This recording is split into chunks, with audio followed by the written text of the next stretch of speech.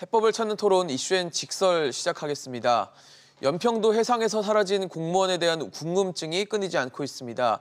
석연치 않은 점이 많은데 여전히 풀리지 않고 있는 의문점은 뭔지, 그리고 이후 한반도 정세에 또 어떤 영향을 미칠지 이 전문가들과 함께 논의해보는 시간 가져보겠습니다. 오늘 함께해 주실 전문가 세 분 소개하겠습니다. 인제대학교 통일학부 진희관 교수, 연세대학교 통일연구원 봉영식 전문연구위원, 한국국가전략연구원 신범철 외교안보 센터장 나오셨습니다. 어서 오십시오. 네, 안녕하십니까. 안녕하십니까.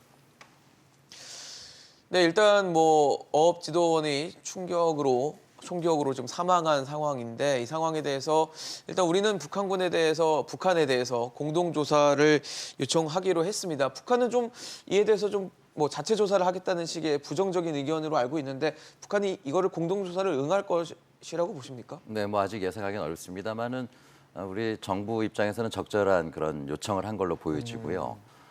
그리고 이미 지금 북한은 자체 조사하겠다고 밝힌 상황에서 받아들일지는 아직은 두고 봐야 되겠습니다만 만약에 받아들인다면은 정말로 굉장히 이건 반가운 일이겠죠.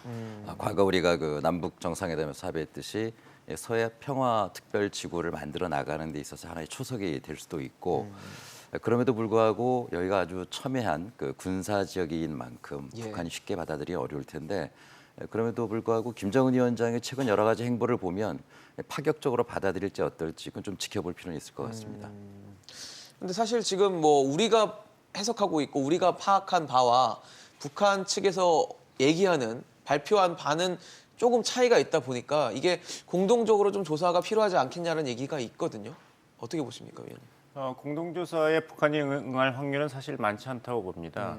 첫 번째 이유는 이 소위 이제 통전부를 통해서 사과문, 김정은 위원장 명의로는 사과문이 전달이 됐는데 그 다음 날 그 노동신문에서는 그런 수색작전을 벌이는 우리 측의 그런 행동을 비판했습니다. 우리 영해를 침범하고 있다. 그래서 또 불미스러운 일이 일어나는 것에 대해서 엄중히 경고한다. 이렇게 얘기를 했거든요. 그렇죠. 여기서 주목해야 될 것은 북한 측에서 진정한 사과를 할 때는 이렇게 전문으로 보내질 않습니다. 노동신문이라든지 조선중앙통신에 이제 공식적으로 이제 기사를 내보내죠. 어떤 일이 일어났고 북한 정부 입장이 이렇다. 근데 통전문은 그냥 우리 측에 팩스로 보낸 것이고 여기에 대한 이제 남측이 자기 영해를 침범하면서 소위 작전을 하는 것에 대한 항의와 경고는 공식적인 루트를 통해서 했거든요. 그러니까 두 번째 입장이 더 강한 것이죠. 그리고 통전부의 메시지를 보더라도 남측이 이런 불행한 사건에 대해서 자꾸 오해하고 적대적인 행위를 하고 있는데 여기 유감을 표명한다. 사실은 사과보다도 유감 부분이 더 많았죠. 이 두 가지를 종합해 본다면은 우리가 요구하는 이제 공동조사에 대해서 김정은 정권이 그다지 호의적으로 나오지 확률은 적다 이렇게 말씀드리겠습니다. 센터장님 어떠세요? 같은 생각이십니까? 이제 북한이 보내온 전통문의 신뢰도가 높다면 그들이 그것을 증명함으로써 대한민국 국방부의 발표가 잘못됐다는 것을 입증할 수 있다면은 저는 공동조사 응할 수도 있다고 봅니다. 하지만 지금 발표된 내용을 보면요, 북한이 보내온 내용을 보면 사실관계가 논리적으로 들어맞지가 않아요. 왜냐하면 신문을 80m 바깥에서 했고 바다에서 파도 치는 소리에 배의 자체 기관 소리에 들릴 수가 없어요. 물론 자기들은 스피커를 통해서 80m 바깥까지 나가는 것을 가능하게 하겠지만 저 멀리 적어도 20여 시간 동안 표류를 해온 상당히 피곤한 사람이 80m 바깥에 있는 북한 선박에 자기 의사를 전달할 수 있었을까요? 안 되는 거죠. 더군다나 그렇다면 더 가까이 갔어야 되는데 40-50m 거리에서 사격을 했다고 그래요. 그렇죠. 총격을 그러니까 했죠. 이것은 자기들이 신문할 의도도 없었던 것이고 또 도주의 우려 이런 이야기를 하는 것 같은데 사실은 그쪽에는 모타도 없고 부유물에 의존해 있고 이쪽에는 북한 경비정이기 때문에 빠른 속도로 다가갈 수도 있는 건데 그것도 말도 안 되고 그렇기 때문에 북한은 철저하게 자신들의 책임을 회피하기 위한 내용을 담았다. 그러니까 자기들의 사살 행위가 도주 우려에 따른 정당한 행위다. 이 점만을 강조했기 때문에요. 이것을 공동조사로 갈 경우 북한이 거짓말했다는 것이 밝혀질 것이 확실하고 그렇기 때문에 여러 가지 이유를 들어서 공동조사에는 응하지 않을 거라고 생각합니다. 공동조사를 하지 않는다. 북한의 단독 조사가 그렇게 이루어진다면 사실 지금 있는 어떤 오해라고 할 수 있는 부분들, 뭐 만약에 진실이 있다면 그 진실과 다른 부분들이 밝혀지기는 좀 어렵지 않을까. 우리가 생각하는 것과는 전혀 다른 사안으로 밝혀질 수도 있는 거잖아요. 그럼 결국은 오해는 풀리지 않고 계속 논란만 좀 확산되지 않을까라는 우려도 있거든요. 그러겠죠. 그러니까 좀 한 몇 가지를 우리가 좀 검토해 볼 필요가 있는 게 북측의 통지문이라는 거 아까 이제 다른 박사님들께서는 예. 이제 문헌적 가치에 대해서 좀 얘기를 해주셨는데 노동신문에 실리거나 공식 매체에 실린 것만 꼭 중요한 게 아니고 그 북한의 최고 지도자의 명의가 들어간 건 분명히 중요한 문헌이거든요. 거기다가 이제 유감 정도가 아니라 미안이라는 말을 2번씩이나 했다라는 것. 거기에 대해서는 너무 평가절하할 필요는 없다라고 생각이 듭니다. 그리고 북한이 굉장히 신속하게 그 사과문을 작성해서 보냈다는 그런 네네. 뉘앙스가 많이 느껴지는 것이 북한도 내부적으로 지금 다 조사하고 있다고 그랬잖아요. 예. 그러니까 지금 다 조사가 끝나서 사과를 한 게 아니고 우리나라뿐만 아니라 해외 주변 국가들의 여러 가지 부정적인 반응에 대해서 북한 지도부가 매우 민감하게 받아들이고 있고 신속하게 사과 통지문을 보냈다라고 보여집니다. 그래서 무슨 얘기냐면 북한 내부에서도 아직 완전한 조사가 이루어지지 않은 것 같아요. 사고가 난 해역에 있는 부대 같은 경우에는 자기들의 잘못을 최소화시키려고 할 것이고 네네. 이런 것들에 대해서 중앙에서도 얼마든지 체크를 해야 되는데 아마 그런 점은 좀 시간적으로 부족한 점이 있을 거로 보여지기 때문에 충분히 우리의 오해를 불러일으킬 만한 일들도 있을 것이다. 그렇게 네네. 보여지고요.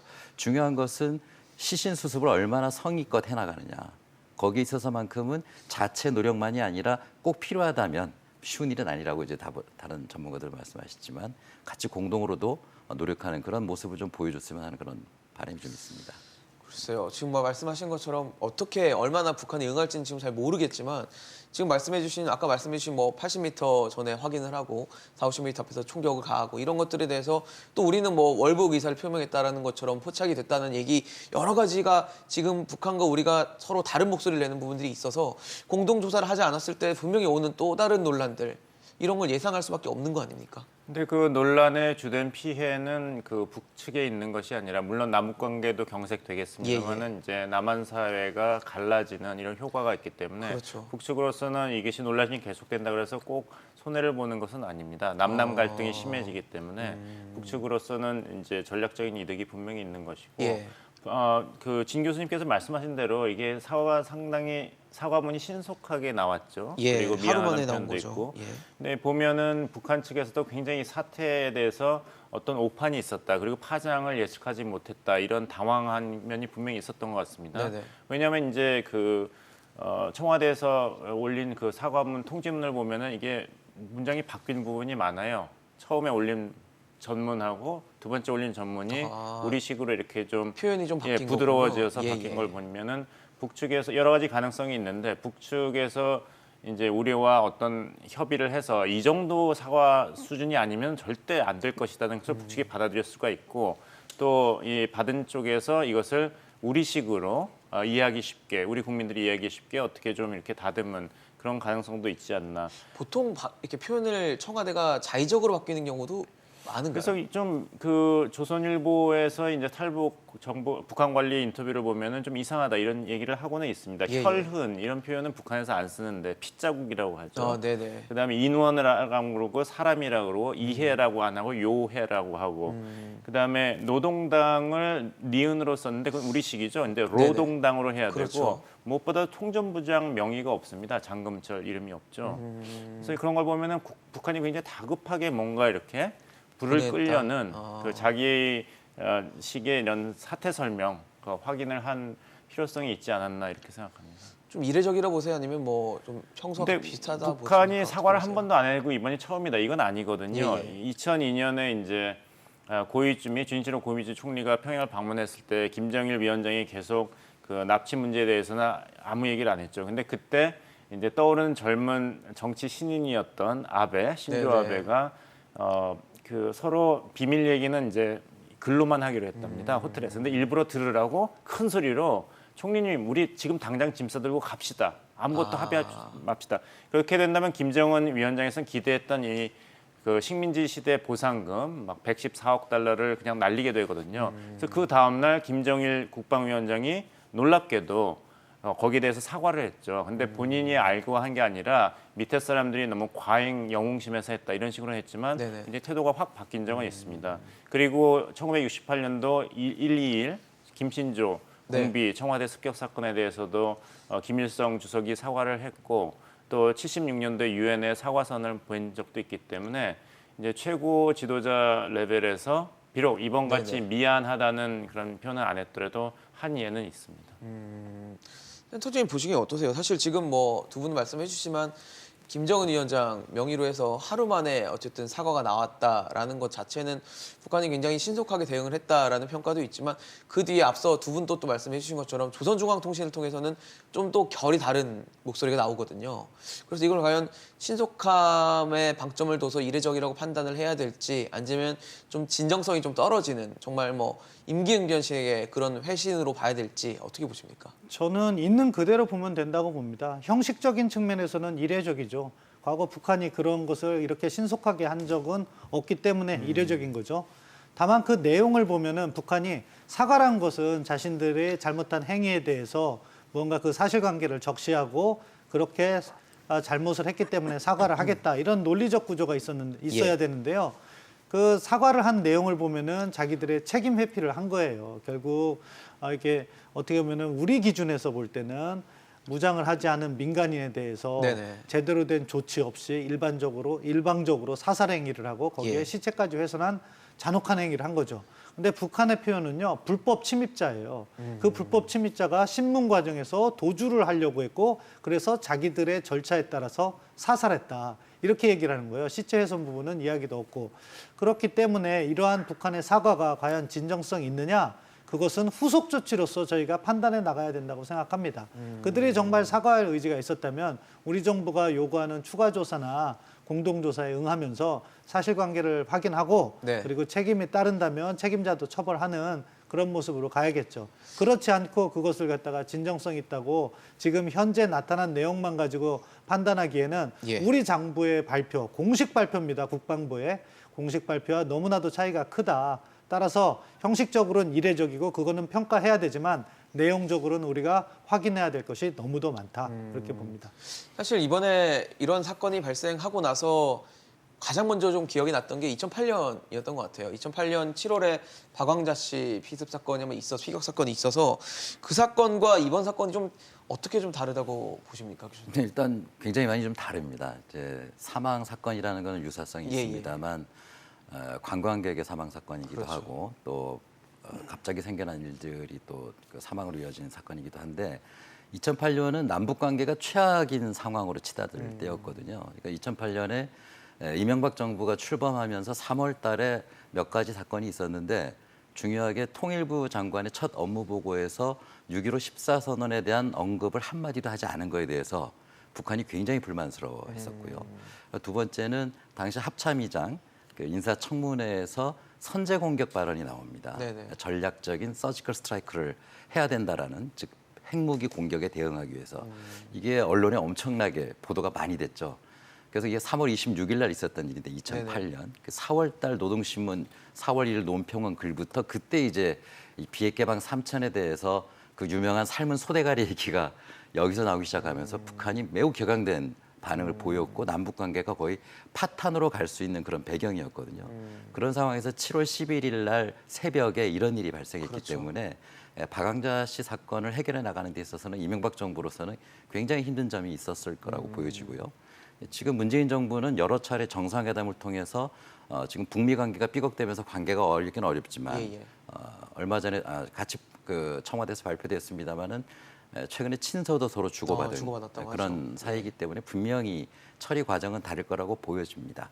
근데 한 가지 더 덧붙여서 말씀드리면 지금 시점이 올해 굉장히 중요한 시점인 건 틀림이 없는 것 같아요. 왜냐하면은 남북 관계에 있어서 올 상반기만 하더라도 북이 전혀 반응을 안 보였거든요.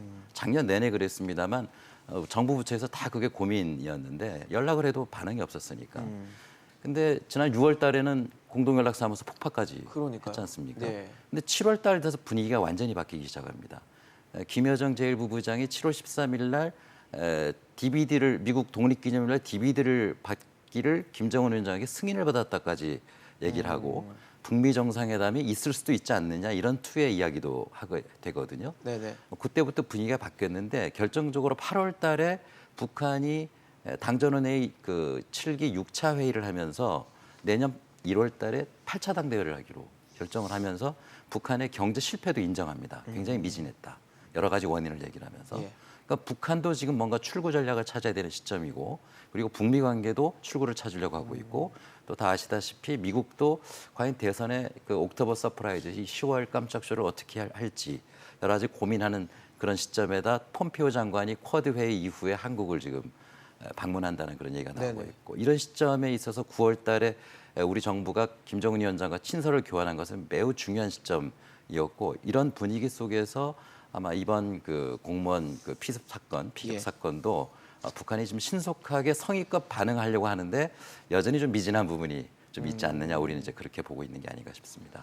근데 사실 뭐 말씀하신 대로 2008년 굉장히 남북 관계가 경색돼 있고 얼어붙어 있었던 상황이고 사실 지금도 좋지는 않은 상황이고 그리고 6월 달에 그동안 사실 문재인 대통령이 취임 이후에 굉장히 잘 쌓아왔다고 평가를 받았던 공이 한 번에 좀 무너진 뭐 상징적인 아주 사건인 이 연락사무소 폭파 사건이 있었기 때문에 남북 관계가 굉장히 안 좋은데 뭐 청와대는 계속 지금 이 사건 전에는 9월 달에 정상이 뭐 서신도 주고받았다 그러면서 굉장히 남북 관계가 좋았다라는 식으로 좀 강조를 하고 있거든요. 이걸 좀 어떻게 평가를 해야 될까요?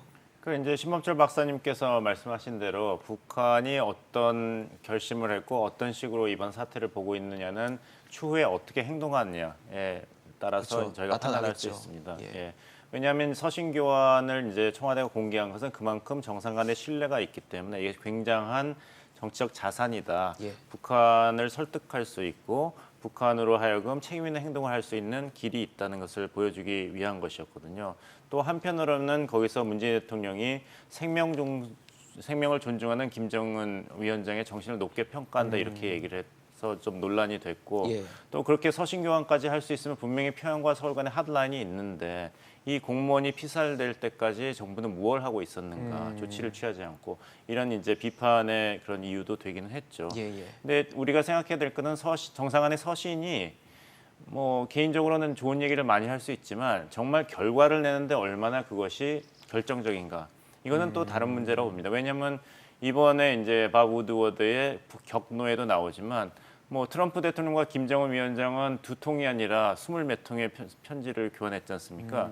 그래도 북한 입장에서는 그토록 바라고 있는 경제 제재 조치가 해제되기는 만무하고 또 트럼프 그렇죠. 행정부로서는 북한이 진정한 비핵화 조치를 전혀 2년 동안 안 하고 있고 그러니까 좋은 얘기는 많이 하고 있지만 네. 실질적인 진전은 없거든요. 그냥 립서비스만 할 뿐이네요. 정말. 그렇죠. 그런 경우도 이제 서울과 평양 간의 이런 정상 간의 소위 그런 편지 교환, 서신 교환의 그런 한계가 아닌가 이런 가능성도 저희가 염두에 둬야 된다고 생각합니다.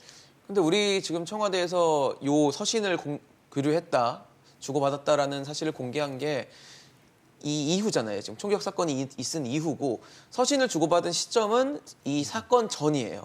그렇다면 청와대가 이거를 공개한 건 역시 여론을 좀 잡으려는 그런 의도였다라는 해석이 나오는데 그렇게 판단하십니까? 예, 그 공개 시점을 보면 잘 알지 않겠습니까? 네네. 뭐 북한에서 전통문이 왔다, 예. 사과문이 왔다는 것을 공개한 다음에 몇 시간 후에 그 전에 이러한 친서도 있었다 하는 그러니까요. 것은 사과를 했고 정상 간의 유대가 있으니까 상황을 관리하겠다 하는 의도가 반영되어 있다고 봅니다. 다만 저는 이 친서 공개 과정이 매끄럽지 못하고 그 전문을 공개할 필요가 있었을까? 왜냐?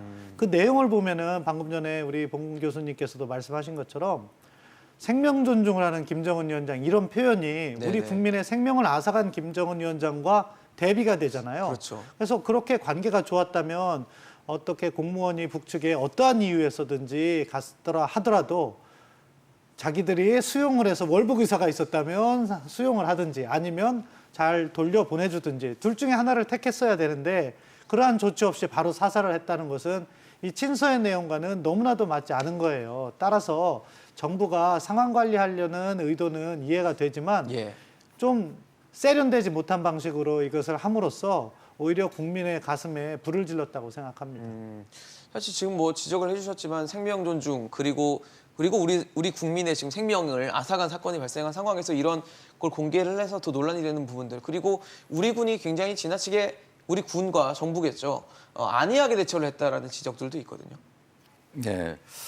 저희가 뭐 그 해상 경계 근무를 서보지 않아서 정확히 알 수는 없습니다만 여러 이제 얘기를 좀 나눠보면 해상에서 사람이 물에 빠졌을 때 발견해내는 데는 굉장히 어려움이 많다 그럽니다. 그리고 빠졌을 때 어느 쪽으로 조류가 흘러서 이 사람이 나타날지 360도를 다 확인을 해봐야 되잖아요. 그렇기 때문에 이걸 북한으로 갔을 경우에도 물론 우리가 상정해야 되지만 북한하고는 전화 통신문이 이제 안 되는 상황이고 27개 회선이 지금 다 잘려 있는 상황이고 북한하고는 대화가 안 되는 상황에서 우리가 할 수 있는 것은 매우 제한적일 수밖에 없겠다.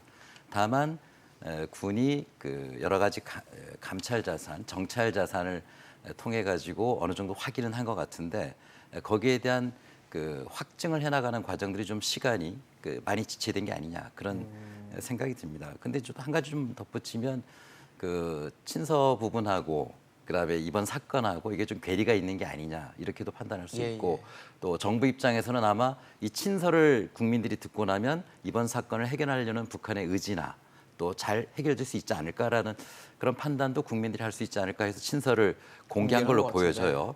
친서라는 거는 공개해도 되고 안 해도 되는 겁니다만 사실상 일반적으로 공개 안 하죠, 내용을.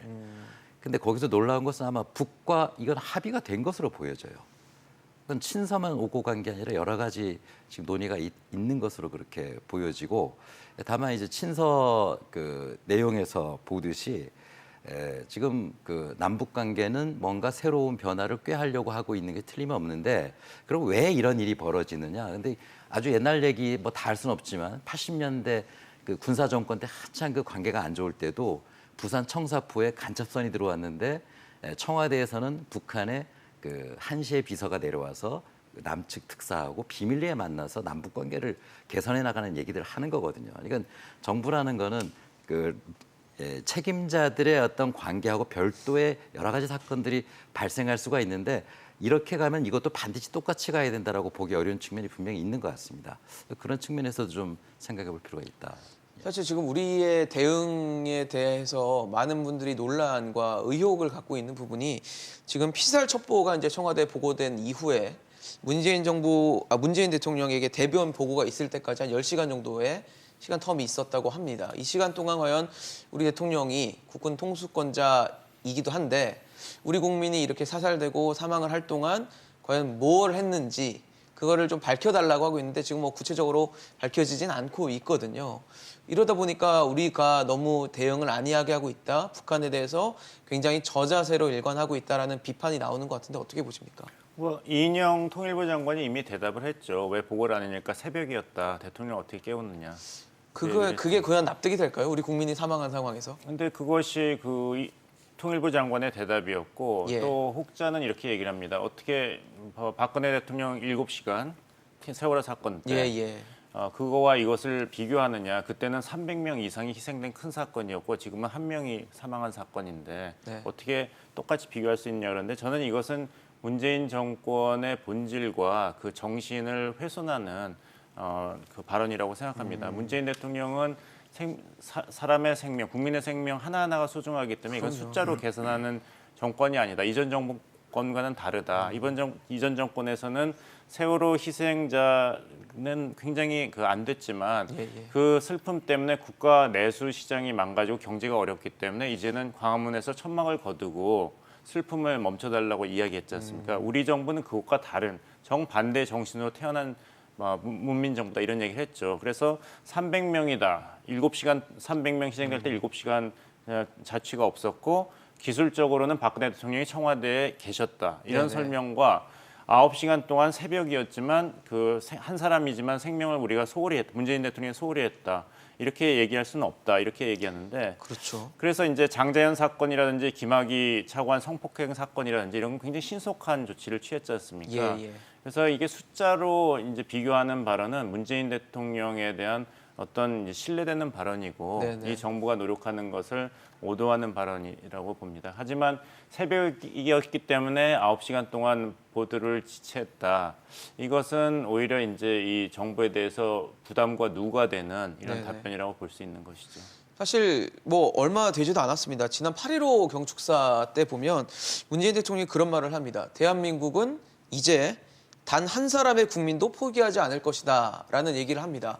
그런데 불과 한 달 정도밖에 안 지난 상태에서 이렇게 새벽이어서 한 명의 사망자를 보고받지 않는다, 보고하지 못했다라는 게 과연 국민들이 납득을 할까 싶거든요. 납득이 안 되는 거죠. 그렇기 때문에 이 문제가 이렇게 확대되고 있고 계속해서 언론에서 다루고 있고 국민들의 분노가 SNS를 통해서 확산되고 있다고 봅니다. 예. 초기 대응 실패한 거는 정부가 인정하고 저는 하루빨리 사과를 하고 책임 있는 사람은 책임을 지고 또 앞으로 이렇게 정부 조직을 개편해 나가야겠다 이야기를 해야 된다고 봅니다. 자, 첫 번째, 적어도 우리의 국민의 신병이 북측에 있었던 것이 확인된 22일 오후 4시 반 이후에는요, 정부는 긴밀하게 움직였어야 돼요. 그래서 북측에게 신병을 갖다가 안정적으로 송환해달라는 이야기를 살아있는 경로, 모든 경로를 통해서 이야기를 해야 되는 거고요. 그리고 특히 9시 반에 총성에 들렸고 10시 반인가는 불꽃을 발견한 거 아니에요? 네. 그 시간대가 저기 나오고 예, 있는데 그렇죠. 9시 40분에 총성이 들린 거고 10시 한 10분 정도, 11분 정도로 정도에. 나오고 있는데 저 때는 불이 확인됐고 아마 네. 저 과정에서 상부지시라는 표현은 예. 사살을 지시한 거를 우리 군이 포착을 한 거죠. 그렇다면 저건 엄청난 국가 비상 상태인 거죠. 그럼 저 때부터는 NSC가 소집되고 가동이 돼야 되는 거죠. 근데 NSC 소집은 몇 시에 됐습니까? 몇 시간이 지나서 밤 1시에 됐어요. 네네. 그리고 거기에는 또 중요한 그 새벽에 유엔 연설이 있었는데 그렇죠. 강경화 장관은 국회 발언을 보니까 일부 보도에서 보면은 다음 날까지 몰랐대요. 통보도 못 받은 거예요. 그러니까 대통령께는 제대로 된 보고가 갔겠습니까? 안 간 거죠. 외교부 장관에게도 안 갔는데 그렇죠. 대통령이 그러니까 갔겠냐. 실무선에서도 최고 실무선은 모르는 거예요. 책임 있는 분들이. 그러니까 이 사안을 대통령께 누군가는 보고를 해야 되나 말아야 되나 판단을 한 사람이 책임을 져야 되는 거죠. 대통령께서는 당연히 나오셨어야 되고 이미 1시도 늦었는데 그 1시에는 당연히 나오셨어야죠. 국가 비상사태에 준하는데. 예. 그런데 그것을 처리하지 못한 것은 어떻게 보면 대통령을 모시는 분들이 잘못한 것이고 이러한 비상체제를 앞으로는 고쳐야 되지 않겠습니까? 이거는 위기관리의 기본이에요.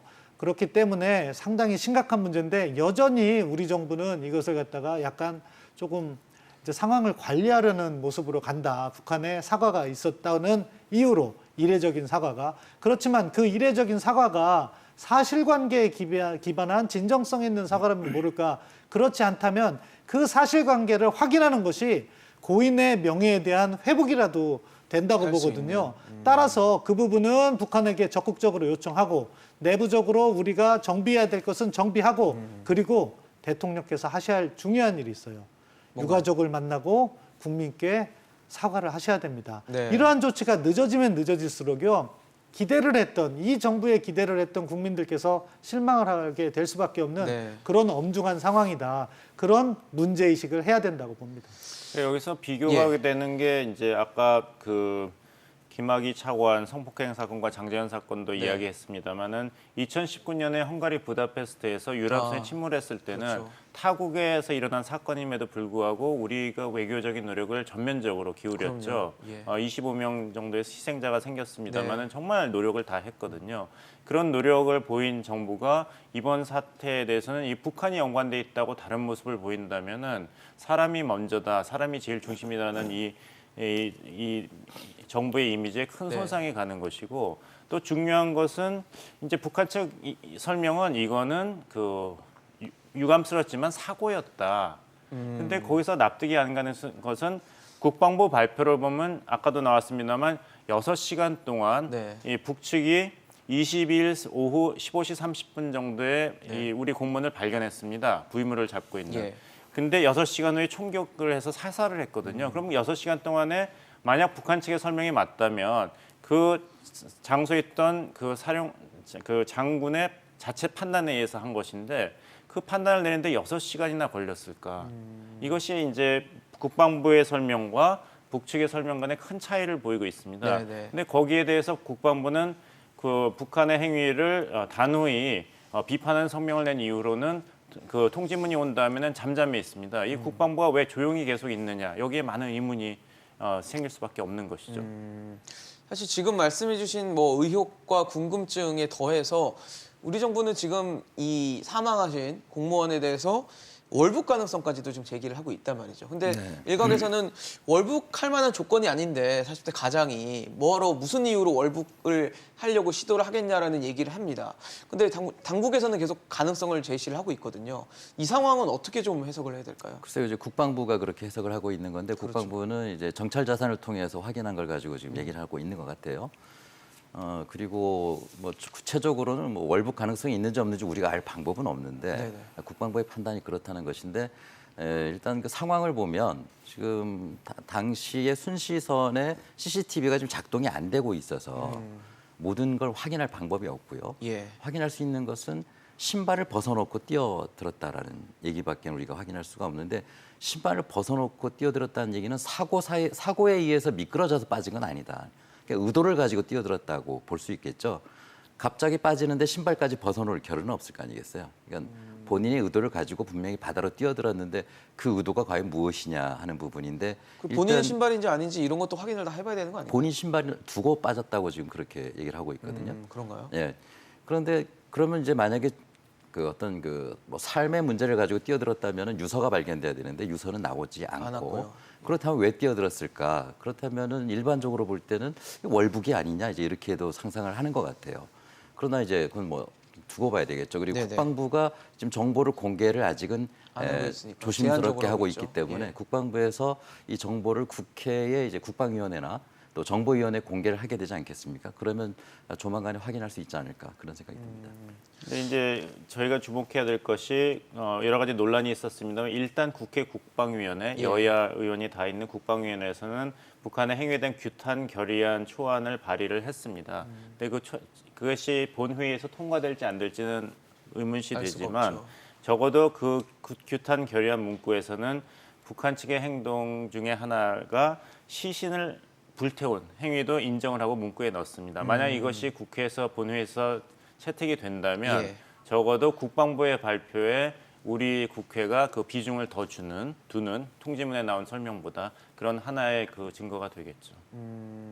어쨌든 지금 뭐 국방위원회가 됐든 어디가 됐든 이 우리가 의문을 갖고 있고 국민들이 궁금해하는 부분에 대해서 좀 사실 관계와 사실 상황을 좀 보여주고 공개를 해야 되지 이게 뭔가 의혹이 없어지지 그냥 말로만 또 끝낸다면 또 다른 의혹을 또 낳을 수밖에 없잖아요. 예, 당연하죠. 다만 이제 국방부가 사실 우리의 정찰 자산으로 확보한 정보는 쉽게 공개하진 못합니다. 왜냐하면 우리 자체 정보가 누설될 수가 있고 예, 또 예. 한미 연합전력을 통해서 확보한 정보도 있기 때문에 네. 아주 극소수들이 확인할 수밖에 없는 현실적 한계는 인정합니다. 다만 국방부가 이 발표를 하는 과정에서 특히 월북 의사 이 부분은요. 정말로 잘못한 거예요. 왜냐하면은 상충하는 두 개의 정보가 있을 때 네네. 그것을 초기 발표에 쉽게 한다는 것은 있을 수 없는 일입니다. 자 보세요. 그 우리 공무원이 북측에 가서 여러 가지 정황에 의해서 북한에 의해서 피살됐고 시체까지 훼손됐다. 네. 이렇게 자세하게 이야기할 수 있는 것은 그만큼 우리가 확보한 정보가 있기 때문인 거예요. 그렇죠. 그런데 그것은 사실관계에 관한 문제잖아요. 그런데 이 월북에 관한 문제는요. 사실관계에 관한 문제가 아니에요. 사실관계는 슬리퍼를 벗어났다. 이런 몇 가지 징후인 거죠. 네네. 근데 거기에 평가를 해서 월북이다. 이것까지 판단력이 이야기하는 들어갔다는 것은 거죠. 판단력이 들어간 거죠. 그런데 초기 첫 번째 발표에서 판단할 필요가 있었을까요? 전혀 없는 문제예요. 그럼 왜 들어갔을까요? 이걸 의심의 눈초리를 보면요. 책임 문제하고 관련이 돼 있는 거예요. 이 경계와 구조에 실패한 책임을 돌리기 위해서 그럴 수가 있다. 따라서 그러한 발표는 정말로 불필요한 거였죠. 또 의혹을 낳는 예, 그렇죠. 거네요. 지금 정황 증거를 보면은 월북을 했을 수도 있고 안 했을 수도 있다고 봅니다. 우리 군이 감청을 통해서 월북 이야기를 들었다 하더라도 그것은 북측에 간 사람이 자신의 생명 보존을 위해서 이야기할 수도 있었다고 그렇죠. 봐요. 예, 그런데 예. 그것을 가지고 월북을 하고 단정을 지어버리니까 정부의 행보는 폭이 좁아지는 것이 되고 또 유가족들은 명예훼손을 느끼게 되는 거예요. 그렇네요. 있을 수 없는 일을 초기에 잘못함으로 해서 어떻게 보면은 국정을 운영하는데 부담만 줬다고 저는 생각합니다. 그 이낙연 전 총리도 잘 이야기한 것이 페이스북에 올린 메시지를 보면은 그 월북할 의사가 있었던 없던지 상관없이 제가 읽겠습니다. 바다에 표류하는 비무장 민간인에 대한 총격은 어떤 이유에서든 용납하기 어려운 일이다 이렇게 얘기했거든요. 그러니까 탈북 의사가 있던 없던 간에 월북 의사가 있던 없던 간에 그거는 이제 이슈가 되지 않는데 자꾸 중요한 문제는 민간인이 있었는데 북한 측에서 적절한 조치를 취하지 않고 총격을 해서 사살을 하고 네네. 또 국방부 발표에 따르면 시신까지 불태우는 비인간적인 행위를 했다 이거거든요. 근데 이게 뭐 월북을 했느냐 안 했느냐는 굉장히 지엽적인 문제인데 그것이 더 커지는 건 안 되는 것이죠. 또 여기서 중요한 것은 그렇다면 이번 사태가 2019년 예. 그 9.19 군사 합의의 위반이냐 아니라고 하지 않습니까? 네네. 그래서 우리가 알 수 있는 것은 이겁니다. 9.19 군사 합의가 어떤 유용성이 있는지에 대해서는 아직도 의문점이 많이 남습니다. 그렇죠. 예. 하지만 군사 합의가 어디에 해당되지 않는지는 두 가지가 명백하게 밝혀졌습니다. 하나는 북측에 있는 우리의 자산, 개성 공동연락사무소를 북한이 임의로 폭파하더라도 이것이 군사 합의 위반은 아닙니다. 우리가 6월 달에 목격했습니다. 그렇죠. 그리고 우리 국민이 북측 영해에서 구조를 요청하더라도 사살되더라도 군사 합의 위반은 아닌 것입니다. 그 두 가지가 군사 합의가 할 수 없는 일이라는 것은 이미 증명이 됐기 때문에 그렇다면 이 9.19 군사 합의가 어디까지 적용이 되는가, 얼마나 우리 안보에 중요한 기제인가에 대해서는 여러 가지 생각이 날 수밖에 없는 것이죠. 그러니까 명확한 선이 어딘가를 좀 정확히 판단을 하고 해석을 좀 해야 되겠다는 생각이 좀 드네요. 이런 얘기가 있습니다. 바늘로 코끼리를 어떻게 죽이는가? 코끼리가 죽을 때까지 바늘로 계속 찌르면 됩니다. 9.19 군사합의는 이런 큰 사건이 여러 차례 일어났는데도 합의 위반은 아니라는 것이 이 정부의 입장입니다. 그렇다면 어떤 사건이 일어나야지 북측이 9.19 군사합의를 위반한 될지. 것인가? 거기에 대해서는 이 정부가 이제 어떤 명확한 대답을 해야지 국민들이 안심하시겠죠.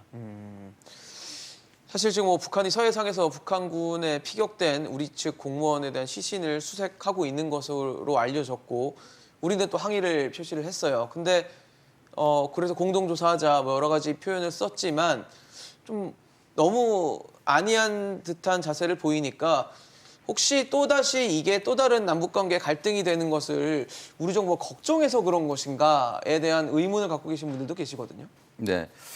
지금 무엇보다도 중요한 거는 시신을 빨리 찾아내고 시신을 수습하는 게 제일 우선인 것 같습니다. 그다음에 책임자를 어떻게 처벌할 것인가. 진실 규명이 좀 더 명확히 되어서 책임자를 처벌하고 대안을 명확하게 모색해 나가느냐. 이게 제일 중요한 부분인 것 같은데 근데 지금 북한의 상황을 보면 지난 6월 달 공동연락사무소 폭파도 그렇고 네네. 이번 사건도 좀 그렇지 않는가라는 생각을 좀 해볼 수밖에 없는 것이 6월 16일 날 공동연락사무소 폭파할 때 저는 그게 당의 결정인 줄 알았거든요. 왜냐하면 김여정 그 제1부부장이 13일 날 처참하게 무너지는 걸 목격하게 될 거다라고 했고 참모부의 행동을 이양한다. 근데 참모부가 15일 날 뭐라고 했냐면 의견을 접수받아 당 중앙군사위원회 결정에 따라 행동에 옮기게 된다 이렇게 했어요. 그 다음 날 바로 폭파된 거거든요. 예. 그래서 저는 비공개로 그 당 중앙군사위원회가 열린 줄 알았어요. 그 5월 달에 한 번 열렸었거든요. 당 네네. 중앙군사위원회가. 비공개로 열렸나 했는데 그로부터 열흘 뒤에 김정은 위원장이 온라인으로 예비회의를 당 중앙군사위원회 예비회의를 열어서 대남 군사행동을 보류시킵니다. 모든 게 중단되죠. 확성기 설치하던 거 치우고. 네네. 이게 무슨 얘기냐면 당 중앙군사위원회나 이런 시스템의 결정 없이 공동연락사무소가 폭파가 가능하다는 얘기예요. 지금 9.19 군사합의하고 또 다른 얘기인데 네네. 북한의 제도에 대해서 우리가 지금 이해 못하고 있는 측면 또 우리가 돌발이라고 생각하는 측면 이런 것들이 지금 북한엔 제도로 자리 잡고 있는 게 아니냐 이제 이런 생각이 들거든요. 그래서 어떻게 해석이 가능하냐면 김정은 위원장의 결정 이외에 예를 들면 김여정과 같은 권력자의 대남 행동에 대해서만큼은 자율적으로 할 수 있는 어떤 그런 위치가 지금 되어 있는 그런 네네. 변화가 있는 게 아니냐. 그래서 그러니까 지금 이번에 그 우리 공무원 피격 사건 같은 경우도 상부의 지시를 받아서 사격을 한 거란 말이에요. 이 상부가 어디까지인지 모르겠습니다. 그러나 6월 달에 봤듯이 김여정 선에서의 대남 행동은 김정은도 결정하지 않은 채로 진행될 수도 있는 그런 상황이다라는 측면에서는 북한의 시스템에 대해서 우리가 진짜 면밀히 검토해 볼 필요가 있는 그런 상황이 아닌가 싶습니다. 사실 앞서 뭐 두 분 다 지적을 해주신 부분이긴 하지만 우리 국민들 입장에서 봤을 때는 6월 달에 남북 연락사무소, 공동 연락사무소가 폭파가 되고 그리고 우리 국민 한 명이 사망하는 사건이 발생을 해도 우리가 과연 뭘 하고 있는 것인가에 대해서 국민들은 굉장히 궁금할 수밖에 없고 이거를 믿어도 되는지, 정부를 믿어도 되는 신뢰에 대한 문제까지도 번질 수 있는 상황이라고 생각이 됩니다. 근데 어떻게 보세요, 위원님? 아까 뭐 군사합의 위반에 이것도 위반이 아닌 거고 저것도 위반이 아닌 거면 과연 어느 선이 과연 위반이 될 것인가도 지금 알 수 없는 상황이잖아요. 그렇죠. 지금 현재로서는. 그렇게 위반되기가 어려운 군사 합의라면은 무슨 소용이 있느냐 이런 반언도 가능한 것이죠. 그렇죠. 있어도 좋고 없어도 상관없는. 그렇다면 그렇다고 애지중지할 그런 문재인 정부의 큰 업적인가 이렇게 대한 국민의 재평가도 가능합니다. 그래서 아까 진 교수님께서 말씀하신 거에 저도 동의하면서 그 김정은 위원장은 정말 좋은 뜻을 가지고 계몽 군주로서 북한 주민들에게 번영과 안정을 주고 나라를 올바른 방향으로 이끌 의사가 있을지는 모르겠습니다. 예. 근데 아무리 군주가 계몽을 하고 싶어도 철학과 비전을 가지고 있더라도 그것이 결과로 매김을 져야 되거든요. 왜냐하면 김정은 위원장도 이제 집권한 지 거의 10년이 됐는데 네네. 결과가 없다. 이것이 꼭 외부 세력의 호전적인 정책 때문인가? 아니면 북한 시스템에 어떤 결정적인 결함이 있는 것이고 그 결함을 고치는데 아직 김정은 위원장이 계몽군주지만 그 절대적 큰 결심은 하지 못하고 있는 것은 아닌가. 그래서 계몽군주가 따로 있고 그 밑에 사람들은 따로 노는 따로 그 계몽군주의 의사에 반하는 행동을 막 하기 때문에 네네. 계몽군주는 그걸 수습하는데 정신이 없는 이런 혼란스러운 상태가 지금 북한의 상태가 아닌가 생각합니다. 그러니까 북한 내부에서도 그런 책임에 대한 뭐 문책이나 이런 게 딱히 보이지 않고 우리 정부도 뭐 제대로 된 공격적인 뭐 얘기라든지 어필이라든지 이런 게 제대로 안 되다 보니까 국민들은 그냥 답답한 거죠, 사실. 연락사무소 폭파되고 사람이 죽고 있는데 과연 뭐 하는 거고 새벽이라서 보고를 못 하고 이러고 있으면 답답할 수밖에 없지 않을까요? 예, 그러니까 사실 이 문제는 문재인 정부의 대북 정책의 근본적인 문제점을 지적하고 있다고 봅니다. 국민의 생명이 중요한데 북한 문제가 생기면은 약간 후순위로 밀리는 듯한 모습을 보이고 그렇죠. 있는 거죠. 예. 거기다가 남북 군사 분야 부속 합의서도 이게 적대 행위라고 하면은 사실은 사살이나 이런 거 다 포함돼야 되는데 네. 북한이 그 행위를 하면 그런 건 쏙 빼고 중화기 이게 아니기 때문에 위반이 아닐 수도 있다. 식으로. 괜찮다는 식으로. 사실은요. 근데 따지고 들어가면 그거는 국방부가 잘못 해석하고 국민을 속인 거라고 저는 믿습니다. 왜? 중화기나 해안포는요. 어느 조항에 걸리냐면요.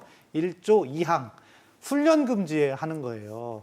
훈련할 때 중화기 열어서 쏘지 마라 이런 거거든요. 예, 예. 그런데 대한민국 국민에 대한 생명에 대한 공격은 적대 행위죠. 그렇기 그렇죠. 때문에 그걸 그렇게 국방부가 자의적으로 해석하는 것 자체가 또 뭡니까?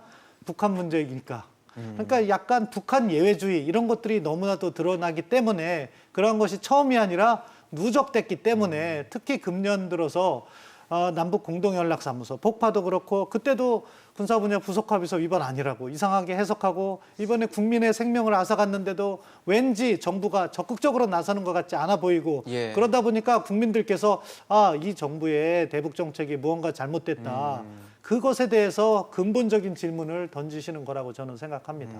예, 조금 더 덧붙여서 말씀드리면 네, 이번 사건은 어쨌든 이건 국제적인 그 이슈이기 때문에 그리고 논쟁점이죠. 그러니까 우리 국민에 대한 피습에 대해서는 국제형사재판소라든가 국제사법재판소에 제소해야 될 그럴 사안입니다. 이 부분은. 그리고 만약에 그렇지 않다면은 지금 북한이 사과 통지문 보내면서 한 이야기가 자기들은 경계 체제에 맞추어서 경계를 했는데 이런 불미스러운 일이 생겨서 앞으로 그 경계 시스템 체제를 개선하도록 좀 노력을 하겠다 이런 얘기를 했거든요. 다 아시다시피 그 8월 달부터 북한이 그 방역 때문에 그 두만강 접경에서 넘어오는 네. 월경자들을 총살하라고 지시했는데 사실 믿기지 않았는데 그게 사실인 것으로 드러나고 있지 않습니까? 그 지역에서 총살 사건들이 지금 있었다고 그래요. 그러니까 거기에 준한 겁니다. 그 국경에서의 국경 월경자들에 대해서는 사살하라라는 게 기본적인 지시인 게 틀림이 없어요. 그렇기 때문에 우리 국민이 이번에 그런 피해를 본 것으로 보여지는데 그러나 그건 북한 주민들에게 해당되는 얘기일지 모르겠지만 그것도 문제가 있지만 주변 국가의 국민들에 대해서는 그렇게 한다는 것은 국제 도덕 규범상 이건 맞지 않는 얘기인 건 틀림이 없습니다. 그래서 우리가 할 수 있는 것은 국제적으로 어떤 노력을 하느냐. 아까 국제 형사재판소나 사법재판소의 재산업 문제도 있지만 북한 내부의 제도가 얼마나 올바르고 또 남북 관계 해가 되지 않도록 개선돼 나가느냐도 우리 정부가 관심 갖고 지켜보고 남북 관계도 그런 방향으로 노력을 해나가야 되는 게 굉장히 중요하다. 그런 말씀드릴 수 있을 것 같습니다. 알겠습니다. 사실 뭐 세 분 말씀을 종합을 해보면 결과적으로 이 사건은 우리 국민의 한 명의 목숨을, 소중한 목숨을 앗아간 그런 사건입니다. 그래서 정부가 조금 더 단호하고 명확한 자세로 좀 북한 또 전 세계에 대응을 하는 그런 모습을 좀 보여주지 않을까라는 생각도 들고 앞서 말씀하신 그 몇 시간간의 공백이라든지 의혹들도 조금 더 투명하게 해소를 시켜줄 수 있는 그런 자세를 보여주기를 바라보겠습니다. 오늘 진희관 교수 또 봉영식 위원 친범철센터장과 함께했습니다. 고맙습니다.